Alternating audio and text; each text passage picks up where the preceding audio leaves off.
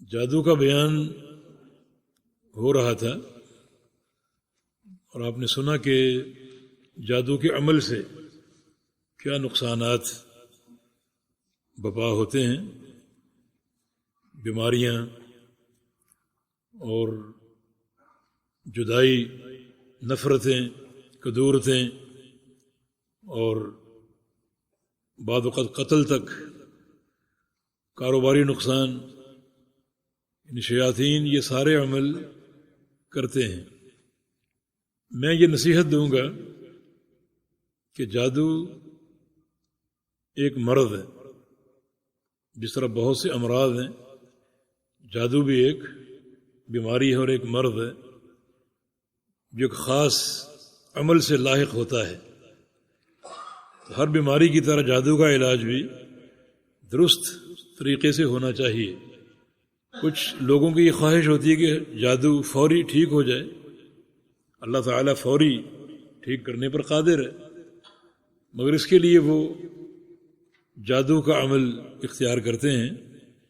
اسے کہا جاتا ہے ابطال السحر بالسحر، کہ جادو کو جادو سے کٹوانا۔ جیسے بہت سے ہمارے ہاں لوگ یہ بورڈ وغیرہ پر لکھوا لیتے ہیں کہ ہم جادو کی کاٹ کے ماہر ہیں اور جادو کی پلٹ کے ماہر ہیں۔ یعنی کاٹ کا معنی جادو ہم کاٹ دیتے ہیں، فوراً ختم کر دیتے ہیں، اور پلٹ کا معنی جس نے جادو کیا ہے اسے ہم پلٹ دیں گے، وہ جادو اسے لاحق ہو جائے گا۔ یہ دونوں عمل سحر اور باطل ہیں۔ جادو اگر ہو جائے تو اس کی کاٹ بدریہ جادو ناجائز ہے، وہ بھی کفر ہوگا، اور جادو اگر ہو جائے تو جادو کرنے والے پر اس کو پلٹنا یہ بھی ناجائز ہے، ورنہ یہ آپ کی طرف سے جادو کا عمل ہو جائے گا۔ یہ دونوں صورتیں ناجائز ہیں۔ ہم نے عرض کیا کہ یہ ایک مرض ہے جو لاحق ہوتا ہے، تو اس کا علاج جو شرعی ہے وہ اختیار کیا جائے۔ خاص طور پر جو قرآن کی آخری 2 صورتیں ہیں معوذتین، وہ ان کا ایک شافی اور کافی علاج ہے۔ اللہ تعالیٰ فوری شفا دینے پر قادر ہے، مگر اللہ رب العزت بندے کا بعض اوقات امتحان لیتا ہے، اس کے صبر کا امتحان لیتا ہے، اور شفا کا حکم جب اللہ چاہے فرما دیتا ہے۔ اس میں 10 دن لگیں، 20 دن لگیں، مہینہ لگے، سال لگے۔ رسول کریم صلی اللہ علیہ وسلم پر جادو ہوا تھا۔ یہودی یہ عاصم اللبید نے جادو کیا تھا نبی علیہ السلام پر، اور اس کا اثر 60 دن رہا تھا۔ 60 دن تک آپ نے وہ تکلیف محسوس کی، اور اکثر ایسا ہوتا کہ آپ سمجھتے میں نے فلاں کام کر لیا، حالانکہ وہ کام نہیں کیا ہوتا تھا۔ یہ بات دھیان میں رہے کہ نبی صلی اللہ علیہ وسلم پر جب جادو ہوا تو کچھ جسمانی تکلیف آپ کو محسوس ہوئی، لیکن آپ کا جو نبوت کا معاملہ اور اللہ کی وحی کو ضبط کرنے کا معاملہ اور دین پر عمل کرنے کا معاملہ متاثر نہیں ہوا تھا۔ آپ اس تعلق سے خطا سے معصوم ہیں، لیکن جسمانی کچھ تکلیفیں آپ کو لاحق ہوئیں، کیونکہ آپ ایک بشر ہیں، اور آپ صلی اللہ علیہ وسلم پر یہ کیفیت 60 دن تک تقریباً جاری رہی، اور پھر معوذتین نازل ہوئیں، آخری 2 صورتیں جن کی 11 آیتیں ہیں۔ رسول اللہ صلی اللہ علیہ وسلم نے فرمایا تھا عائشہ صدیقہ سے کہ میرے پاس 2 فرشتے آئے، ایک میرے سر کے پاس کھڑا ہو کے دوسرے پاؤں کے پاس، اور ایک نے پوچھا دوسرے سے کہ ما طب الرجل، کہ ان کا کیا مرض ہے؟ تو بتایا کہ ان کو سحر کا مرض ہے۔ من طبہ، یہ سحر کس نے کیا ہے؟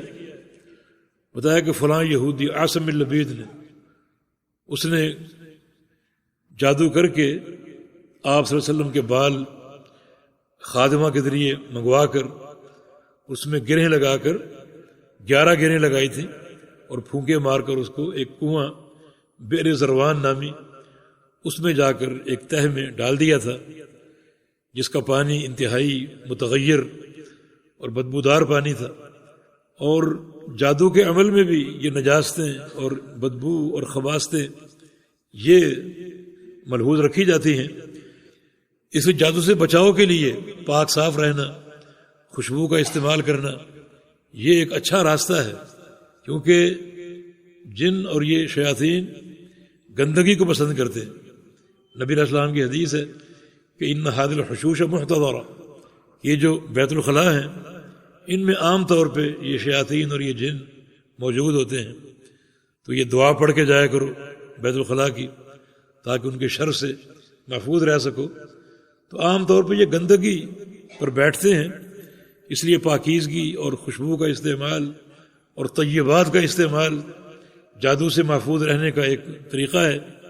اور پھر ساتھ ساتھ جو شرعی اذکار ہیں، صبح و شام کے اذکار، یہ ایک حصن حسین ہے، ایک ایسا قلعہ کہ اللہ تعالیٰ جس کو صبح و شام کے اذکار کی توفیق دے دے تو یقیناً وہ ایک حصار میں، ایک قلعے میں محفوظ ہو جاتا ہے، اور اس قسم کے شیاطین اس پر اثر انداز نہیں ہو سکتے۔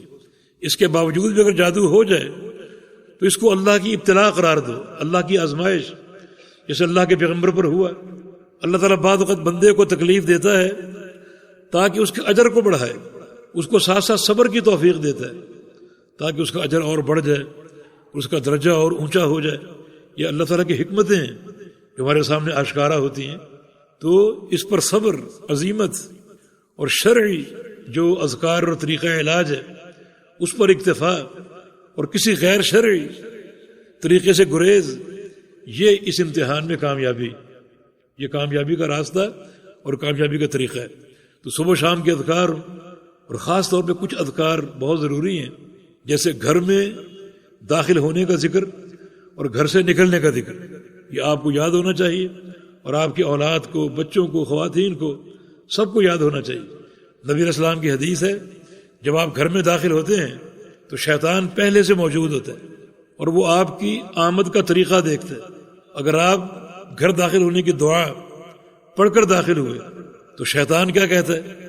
آج اس گھر سے ٹھکانہ ختم، یعنی آنے والا جو گھر کا سربراہ ہے وہ اللہ کا ذکر کر کے داخل ہوئے، اور گھر میں آنے والے اللہ کا ذکر کر کے داخل ہوئے، تو ہمیں آج اس گھر میں ٹھکانے کی توقع تھی، مگر ذکر کر کے داخل ہوئے تو گھر میں ہمارا ٹھکانہ ختم ہو گیا۔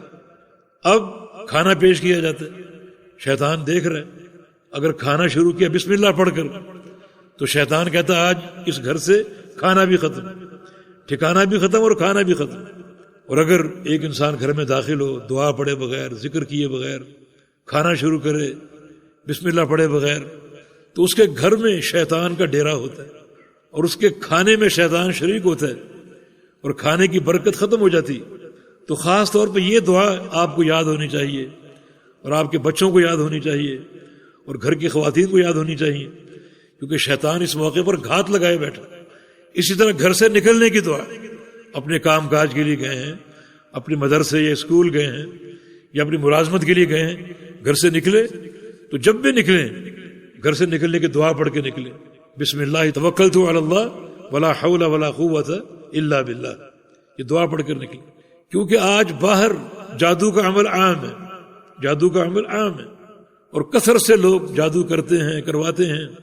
تو بعض وقت ایسا ہوتا ہے کہ جادو منتشر ہوتا ہے، باہر بھٹک رہا ہوتا ہے، وہ عمل ہو جاتا ہے اور باہر وہ بھٹک رہا ہوتا ہے، تو ہو سکتا ہے جو بندہ دعا پڑھ کے نہ نکلا ہو اس پر وہ اثر انداز ہو جائے، اس پہ حملہ آور ہو جائے۔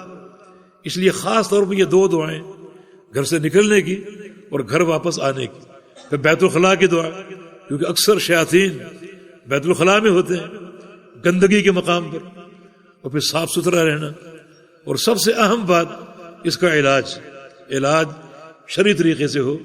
آخری دو صورتیں اسی لیے اتری، اللہ کے پیغمبر پر جادو ہوا، پھر یہ اللہ تعالیٰ کی وحی آئی، یہ دو صورتیں آئیں۔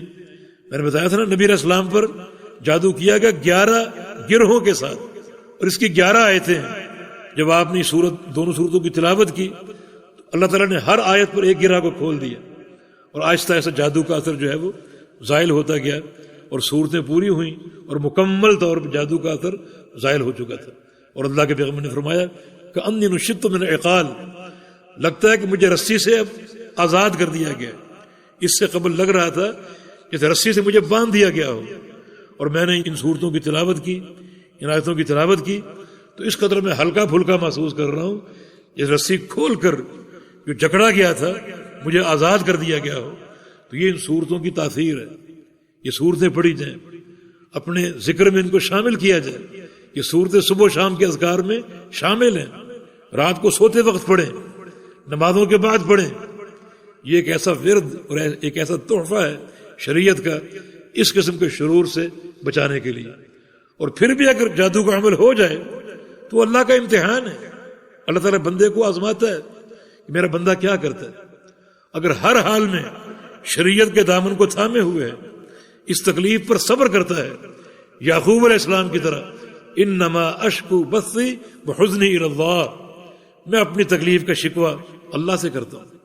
اور یہ ایک مرض کا ادب ہے. کوئی بھی مرض ہو، آپ ہر کس و ناقص کو بتائیں مجھے فلاں تکلیف ہے، فلاں بیماری ہے، تو یہ اللہ کا شکوہ آپ کر رہے ہیں. مرض دینے والا کون ہے؟ اللہ تعالی. اور آپ ہر ایک کو بتائیں مجھے فلاں بیماری ہے، فلاں مرض ہے. پھر ڈاکٹر کو بتائیں، حکیم کو بتائیں، وہ ایک مصلحت ہے. لیکن ہر ایک کے سامنے اپنے مرض کی پٹاری کھول کر بیٹھ جائیں تو اللہ تعالیٰ کا شکوہ کر رہے ہیں آپ. یہ صبر کے منافی ہے. نہیں، صبر کے دامن کو تھامے رہیں. اور یہ بھی صبر ہے کہ اس مرض کا علاج شریعت کے مطابق ہو. شریعت کے خلاف ہوگا تو یہ طریقہ علاج صبر کے منافی ہوگا اور اللہ رب العزت کی ناراضگی کا باعث ہوگا. امتحان میں آپ ناکام ہو گئے، لیکن اگر آپ صبر کریں گے اور شریعت کے دامن کو تھامے رہیں گے تو اللہ رب العزت شفا بھی دے گا، راضی بھی ہوگا، اور اس امتحان میں آپ کامیاب بھی ہو جائیں گے. جی. قال المؤلف رحمه الله تعالى في باب ما جاء في الكهان ونحوهم. روى مسلم في صحيحه عن بعض أزواج النبي صلى الله عليه وسلم عن النبي صلى الله عليه وسلم قال: من أتى عرافا فسأله عن شيء فصدقه لم تقبل له صلاة 40 يوما. باب ما جاء في الكهان ونحوهم. کہان کے بارے میں شریعت میں کیا وارد ہے؟ کہان کاہن کی جمع، کاہن کی جمع کہانہ بھی آتی ہے اور کہان بھی آتی. اور کاہن سے مراد وہ شخص ہے جو لوگوں کو مستقبل کی خبریں بتائے، مستقبل کے احوال بتائے کہ کل کیا ہوگا، پرسوں کیا ہوگا، اور سال بعد کیا ہوگا، آپ کا فلاں سفر کیسا رہے گا، فلاں کاروبار کیسا رہے گا. تو لوگوں کو کل کے احوال بتائے اور مستقبل کی خبریں بتائے. یہ کاہن. اس کا توحید کے باب سے کیا تعلق ہے؟ تعلق بڑا واضح ہے. کل کی خبریں بتانا یہ علم غیب ہے، اور علم غیب کا دعویٰ شرک ہے. یعنی کاہن کو دعویٰ علم غیب کا. حالانکہ اللہ پاک فرماتا ہے کہ کل کیا ہونے والا ہے، کل تم نے کیا کمانا ہے، کیا کرنا ہے، کسی کو معلوم نہیں. یعنی کل کا علم کسی کو نہیں. وما تدری نفس ماذا تکسب غدا. کسی انسان نے کل کیا کرنا ہے، کیا کمانا ہے، کیا کھانا ہے، کسی کو معلوم نہیں. اور اس کو غیب کی چابی کہا گیا. اس کو غیب کی چابی کہا گیا. کیا معنی؟ یعنی کل کا علم کسی کو نہیں، تو پرسوں کا علم کیسے ہو سکتا ہے؟ مہینے بعد کا علم کیسے ہو سکتا ہے؟ یعنی کل کا علم غیب کی چابی. جب کل کا علم کسی کے پاس نہیں ہے تو مہینے بعد، سال بعد کیا ہونے والا ہے یہ علم کیسے ہو سکتا ہے؟ اور یہاں تو ایسے ایسے لوگ موجود ہیں جو قیامت تک علم کے دعوے کرتے ہیں، قیامت کے دن کیا ہوگا اور کیا ہونے والا ہے. حالانکہ مفاتیح الغیب میں اللہ نے اس کو ذکر کیا کہ کل کیا ہونا ہے، کل آپ نے کیا کرنا ہے، اس کا علم کسی کو نہیں. پھر پرسوں کا، ترسوں کا، مہینے بعد کا، سال بعد کا علم کسی کو کیسے ہو سکتا ہے؟ یہ غیب کی چابی. تو یہ کاہن کا کردار علم غیب کا دعویٰ کرتا ہے. اور یہ بات یاد رکھو، علم غیب کا دعویٰ کرنا اپنے بارے میں یا کسی کے بارے میں کہ فلاں عالم الغیب ہے، یہ دونوں باتیں کفر ہیں. جو شخص اللہ تعالیٰ کے علم میں ہاتھ ڈالے گا، علم غیب کا دعویٰ کرے گا، اس نے کفر کا ارتکاب کیا. رسول اکرم صلی اللہ علیہ وسلم تشریف فرما تھے اور کچھ بچیاں گھر میں گیت گا رہی تھی. ایک بچی نے وہ گیت چھوڑ کر یہ کہہ دیا وَفِينَا نَبِيٌّ يَعْلَمُ مَا فِي غَدٍ، کہ ہم میں ایک نبی ہے جو کل کی بات جانتا ہے. آپ لیٹے ہوئے تھے، اٹھ کر بیٹھ گئے. فرمایا کہ لا تقولی هذا، مت کہو، وقولی ما كنت تقولین، جو کہہ رہی تھی وہ کہو، جو پہلے گیت گا رہی تھی وہ گاؤ. فَإِنَّهُ لَا يَعْلَمُ الْغَيْبَ إِلَّا اللَّهُ، کیونکہ غیب اللہ کے سوا کوئی نہیں جانتا، کوئی نہیں جانتا. وہ صحیح بخاری میں ایک چھوٹا سا واقعہ ہے. نبی علیہ السلام گھر میں پریشان بیٹھے، کبھی کھڑے ہوتے اور ٹہلنا شروع کر دیتے. بڑی پریشانی کے آثار آپ پر نمایاں. ام المومنین نے پوچھا میرے ماں باپ قربان ہوں، آپ کو کس چیز نے پریشان کر دی؟ فرمایا کہ جبریل امین نے وعدہ کیا تھا آنے کا، آئے نہیں، وہ تو کبھی وعدہ خلافی نہیں کرتے، آج کیوں نہیں آئے؟ کیا کمی ہے مجھ میں؟ وعدہ کے مطابق کیوں نہیں پہنچے؟ بس یہ پریشانی، ٹہل رہے ہیں، کبھی باہر کبھی اندر، کبھی بیٹھ رہے ہیں کبھی کھڑے ہو رہے ہیں، انتہائی بے چینی۔ اور پھر کچھ دیر بعد آپ صلی اللہ علیہ وسلم باہر تشریف لے گئے، باہر کھڑے رہے، پھر واپس آئے اور کہا کہ عائشہ جبریل نے مجھے باہر سے بلا لیا، کمرے میں نہیں آئے، باہر سے بلا لیا، اور جو بات کرنی تھی وہ کہی، اور ساتھ یہ کہا کہ ہم اس لیے نہیں آئے کہ آپ کے کمرے میں جو چارپائی ہے اس کے نیچے ایک کتے کا بچہ ہے، جس گھر میں کتا ہو اس میں ہم داخل نہیں ہوتے۔ ہم کیا کہتے کہ نبی پر 14 طبق روشن ہے، 7 آسمانوں کا جانتے، 7 زمینوں کو جانتے، اپنے گھر کے کمرے کی چارپائی کے نیچے جس چارپائی پر بیٹھے ہوئے ہیں اس کے نیچے کیا ہے علم نہیں اس کا۔ تو کون ہے جو علم غیب کا دعویٰ کرنے والا؟ یہ کوہان چونکہ علم غیب کا دعویٰ کرتے ہیں اور کل کی خبریں بیان کرتے ہیں، لوگوں کو خبر دیتے ہیں، جو کہ شرک ہے۔ اس لیے اس باب کو توحید کے باب میں داخل کیا گیا۔ علم غیب اللہ کا حق ہے، اللہ کے ساتھ خاص ہے، اور کوئی غیب کی کوئی خبر کوئی بات نہیں جانتا۔ اس سے بڑی مثال اور کیا ہو سکتی ہے؟ یہ غیرت کا معاملہ کہ نبی علیہ السلام اپنی بیوی کو جنگل میں چھوڑ کر آگے اکیلے، آپ کو پتہ ہی نہیں چلا، قافلے میں ساتھ تھی عائشہ صدیقہ رضی اللہ عنہ، اور چھوڑ کر آگے۔ جس شخص کو معلوم ہو کہ میری بیوی یہاں تنہا رہ گئی ہے، اس کی غیرت کا کیا تقاضا ہے؟ وہ چھوڑ کر آ جائے گا۔ اگر نبی علیہ السلام کو معلوم تھا تو آپ کیوں چھوڑ کر آگے؟ نبی علیہ السلام کا فرمان ہے انظروا الی غیرت سعد، ذرا سعد کی غیرت دیکھو، سعد کتنا باغیرت ہے۔ انا اغیر من سعد، میں سعد سے بڑا باغیرت ہوں، واللہ اغیر منی، اور اللہ مجھ سے بڑا باغیرت ہے۔ تو یہ غیرت کا عالم ہو اور اپنی زوجہ کو تنہا چھوڑ کر آ جائے۔ پھر مدینے میں کیا کوہرام بپا ہوا، منافقین نے کس طرح جو ہے وہ اس خبر کو پھیلایا، اور زوجہ مطہرہ ام المومنین پر تہمتیں لگی، اور کتنی مدینے کی فضا ایک عرصہ تک مقدر رہی اور پریشان کن حالات رہے۔ مانا کوئی عالم الغیب نہیں، اللہ تعالیٰ کا یہ خاصہ ہے۔ تو کہانت چونکہ اس میں علم غیب کا دعویٰ ہے، اور پھر کہانت میں بعض امور شیاطین سے متعلق ہے، کاہنوں کا شیطانوں سے رابطہ ہوتا ہے، شیطانوں سے، جنوں سے، وہ جن جو انسانوں کے دشمن ہیں اور انسانوں کو گمراہ کرنے اور نقصان پہنچانے پر تلے ہوتے ہیں۔ اس رابطے کی نوعیت کیا ہے؟ جنوں کو بھیجتے ہیں اور پھیلاتے ہیں، اور بعض جن اوپر کو پرواز کرتے ہیں اور آسمانوں تک جاتے ہیں، آسمانوں کی خبریں اچکنے کے لیے، آسمانوں کی خبریں معلوم کرنے کے لیے۔ یہ آپ بات پڑھ چکے، اللہ تعالیٰ جب فیصلہ فرماتا ہے فرشتوں کو اس فیصلے سے آگاہی ہوتی ہے، اور فرشتے آپس میں اس فیصلے کا ذکر کرتے ہیں کہ اللہ نے یہ فیصلہ کیا اور حق فیصلہ کیا۔ تو بعض اوقات فرشتوں کی آواز جنوں کے کانوں سے ٹکراتی ہے، اس بات کو وہ، اس فیصلے کو وہ سن لیتے ہیں۔ اکثر ان جنوں کو شہاب ثاقب بھسم کر ڈالتا ہے، لیکن بعض اوقات جنوں سے بچ نکلنے میں کامیاب ہو جاتے ہیں، اور پھر وہ خبر لے کر اپنے کاہنوں تک پہنچ جاتے ہیں۔ کیوں؟ اللہ تعالیٰ کی ابتلا، اللہ تعالیٰ اس کے ذریعے لوگوں کو آزماتا ہے، ان کا امتحان لیتا ہے۔ یہ بھی ایک ابتلا کا راستہ کہ لوگوں کا کیا رد عمل ہے۔ وہ جن وہ خبر جا کر کاہنوں کو بتا دیتے ہیں، اور کاہن اس آسمان کے فیصلے کو آگے بیان کرتے ہیں۔ ظاہر ہے کہ وہ فیصلہ سچا ہے، وہ فیصلہ سچا ہے، اوپر سے معلوم کر کے آئے ہیں، لہذا لوگ اس فیصلے کو سنتے ہیں، اس کی صداقت کو جانتے ہیں، اور اس کاہن کے معترف ہو جاتے ہیں۔ حالانکہ وہ ایک فیصلے میں 100 جھوٹ شامل کر کے بیان کرتا ہے، لوگوں کو وہ 100 جھوٹ یاد نہیں ہوتے، یہ ایک فیصلہ یاد ہوتا ہے جو سچا ثابت ہوتا ہے۔ تو کیا ثابت ہوا؟ ان کاہنوں کا تعلق شیاطین سے ہے، جنوں سے ہے، اور یہ شعبہ بھی توحید کے منافی ہے، کمال توحید کے منافی ہے۔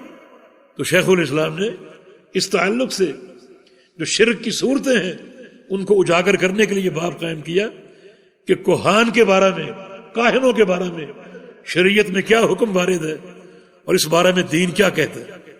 یہ پہلی حدیث صحیح مسلم کی ہے، رسول اللہ صلی اللہ علیہ وسلم سے مرفوعاً، یہ بعد ازواج النبی صلی اللہ علیہ وسلم، نبی علیہ السلام کی کسی بیوی سے یہ روایت ہے، کیونکہ وہ صحابیہ ہیں، اور صحابیہ کا اگر نام نہ لیا جائے، صحابیہ کا سند میں نام اگر مذکور نہ ہو، جس کو ابہام کہتے ہیں، تو یہ سند کے لیے مضر نہیں ہے، کیونکہ تمام صحابی ثقہ اور عادل ہیں، تمام صحابی عادل ہیں، تو ان کا نام مذکور ہو یا نہ ہو، سند کی صحت پر کوئی اثر نہیں پڑتا۔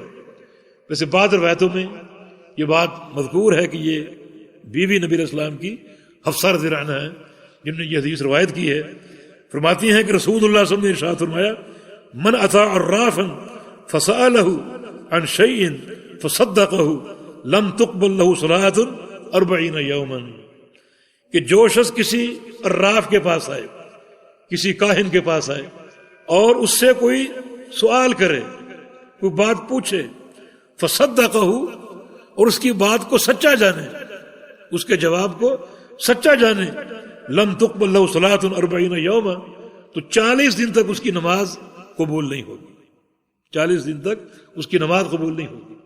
بعض روایتوں میں صدقہ کے الفاظ نہیں ہیں، صرف پوچھا آ کر، صرف سوال کیا، صرف سوال کرنے ہی سے 40 دن تک اس کی نماز اللہ تعالیٰ قبول نہیں کرے۔ نماز کا ذکر کیوں ہوا؟ کیونکہ نماز سب سے افضل عمل ہے، سب سے افضل عمل نماز ہے۔ جب نماز ہی برباد ہو گئی، قابل قبول نہ رہی، تو باقی اور کون سی نیکی قابل قبول ہو سکتی؟